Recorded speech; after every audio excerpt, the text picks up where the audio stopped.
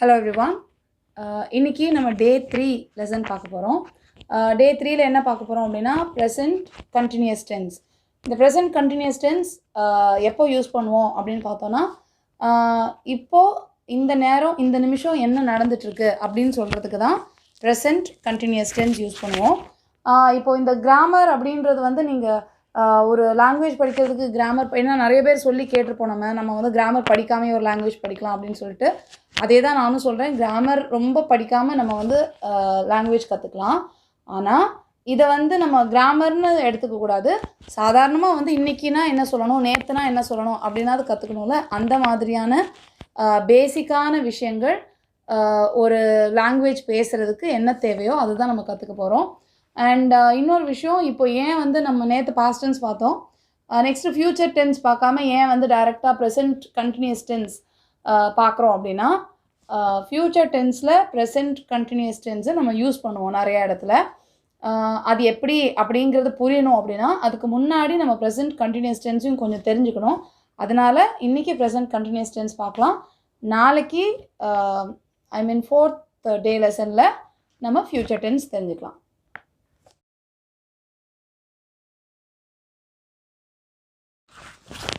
So present continuous tense எப்போ பார்ப்போம் அப்படின்னு சொல்லிட்டு சொன்னேன். அதாவது இப்போ கரண்ட் சிச்சுவேஷனில் நடக்கிற விஷயத்த சொல்கிறதுக்கு ப்ரெசன்ட் கண்டினியூஸ் டென்ஸ் யூஸ் பண்ணுவோம். இப்போ அதோடைய சென்டென்ஸ் ஸ்ட்ரக்சர் எப்படி இருக்கும் அப்படின்னு பார்த்தோன்னா ஹீ, ஷீ, இட், அதுக்கு is plus verb plus ING. Is போட்டு அதுக்கப்புறம் வேர்ப் கூட ஐஎன்ஜி சேர்த்து போடுறோம். அதுக்கு வந்தது அப்படின்னா ஆம் போட்டு வேர்ப் கூட ஐஎன்ஜி. அதுக்கப்புறம் வி, யூ, தே, இந்த மூணு வந்துச்சுன்னா are plus verb plus ING. இதுதான் வந்து ப்ரெசன்ட் கண்டினியூஸ் கூடிய சென்டென்ஸுடைய ஸ்ட்ரக்சர்ஸ்.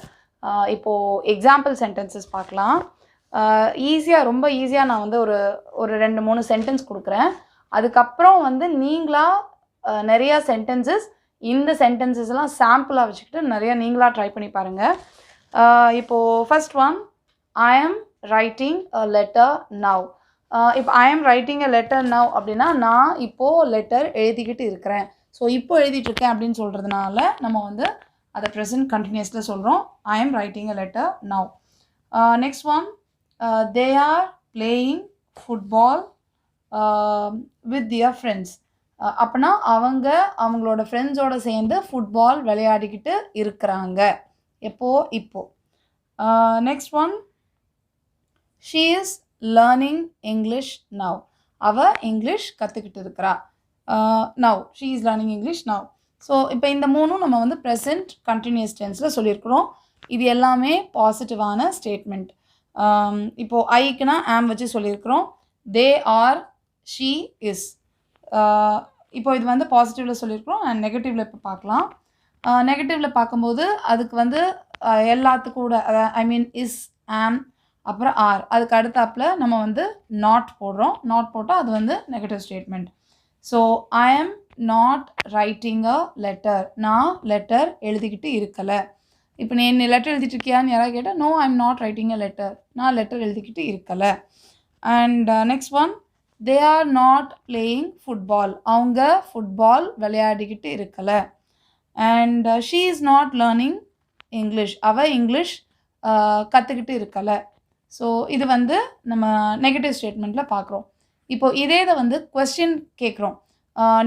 அவங்க விளையாடிக்கிட்டு இருக்கிறாங்களா, அவள் இங்கிலீஷ் படிச்சுக்கிட்டு இருக்கிறாளா அப்படின்னு நம்ம கொஸ்டினாக கேட்குறோம் அப்படின்னா ரொம்ப ஈஸி. இப்போ அந்த இஸ், ஆர் அதெல்லாம் வந்தது பார்த்தீங்களா, அதெல்லாம் தூக்கி ஃபஸ்ட்டில் போட்டணும்.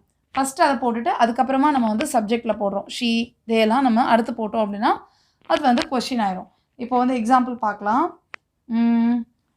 இப்போ வந்து நம்ம ஃபஸ்ட்டு ஐ ஆம் ரைட்டிங் லெட்டர்னு பார்த்தோமா.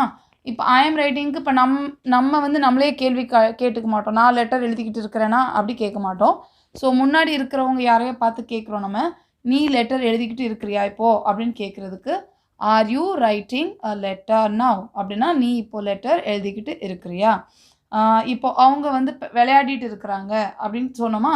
அப்போ அவங்க விளையாடிக்கிட்டு இருக்கிறாங்களா அப்படின்னு கேட்கணுன்னா are they playing football now. இப்போ வந்து நம்ம தே ஆர்னு போட்டோம். அந்த தே வந்து தே ஆர்னு போட்டோம். அந்த ஆர் வந்து முன்னாடி போட்டுட்டோம்னா அது வந்து கொஸ்டின் ஆயிரும். So are they playing football now? அவங்க இப்போ ஃபுட்பால் விளையாடிக்கிட்டு இருக்கிறாங்களா? அண்ட் ஷீ இஸ் லேர்னிங் இங்கிலீஷ்னு பார்த்தோமா? அதை வந்து இப்போ கொஸ்டினாக மாற்றுறதுக்கு இஸ் ஷீ லேர்னிங் இங்கிலீஷ்? அவள் இங்கிலீஷ் கற்றுக்கிட்டு இருக்கிறாளா? இஸ் ஷீ லேர்னிங் இங்கிலீஷ் அப்படின்னு சொல்லிட்டு கேட்டோன்னா இப்போ கொஸ்டின் ஆயிரும்.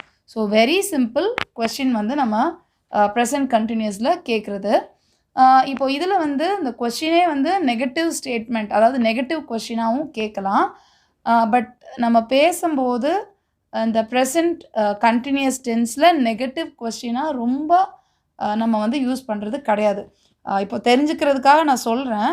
ஆனால் நம்ம பேசும்போது பேச்சு வழக்கில் ரொம்ப நம்ம வந்து நெகட்டிவில் வந்து கொஸ்டின் இந்த மாதிரி கண்டினியூஸ் டென்ஸில் நம்ம ரொம்ப கேட்குறதில்ல. ஐ மீன் அந்த நெகட்டிவ் கொஸ்டின் பார்க்குறதுக்கு முன்னாடி இன்னும் ஒன்று பார்த்துக்கலாம். இப்போது ஆம் வச்சு ஒரு கொஸ்டின் இப்போ வந்து யார்கிட்டையாவது வந்து முக்கியமாக வந்து நாமளே கேள்வி கேட்டுக்க மாட்டோம்ல. பட் இந்த கொஸ்டின் எப்படின்னா, ஆம் ஐ டிஸ்டர்பிங் யூ? நான் வந்து உங்களுக்கு நம்ம ஏதாவது சத்தமாக ஏதாவது பண்ணிகிட்ருக்குறோம், இல்லை ஏதாவது வேலை பண்ணிகிட்ருக்குறோம், பக்கத்தில் இருக்கிறவங்களுக்கு அது வந்து உங்களுக்கு நான் பண்ணுறது தொந்தரவு பண்ணுற மாதிரி இருக்கிறா, நான் உங்களுக்கு தொந்தரவு பண்ணுறேன்னா அப்படின்னு நம்ம கேட்குறதுக்கு ஆம் ஐ டிஸ்டர்பிங் யூ அப்படின்னு சொல்லிட்டு கேட்கலாம். இது இந்த மாதிரி விஷயத்துக்கு மட்டும் தான் அந்த ஆம் ஐன்னு வரும். மித்தபடி எல்லா இடத்துலையும் நம்ம வந்து ஆம் வந்து முன்னாடி போட்டு ரொம்ப கேட்க மாட்டோம். இந்த மாதிரி கேட்கும்போது கேட்போம். So okay, now let's see that negative question.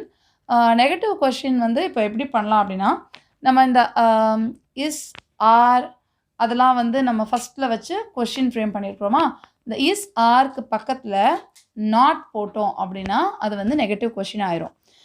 இப்போ எக்ஸாம்பிள் பார்க்கலாம்.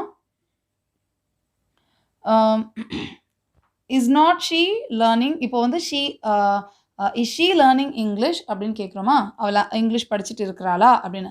அவள் இங்கிலீஷ் படிச்சுட்டு இருக்கலையா அப்படின்னு கேட்குறதுக்கு ரெண்டு விதமாக நெகட்டிவில் கேட்கலாம்.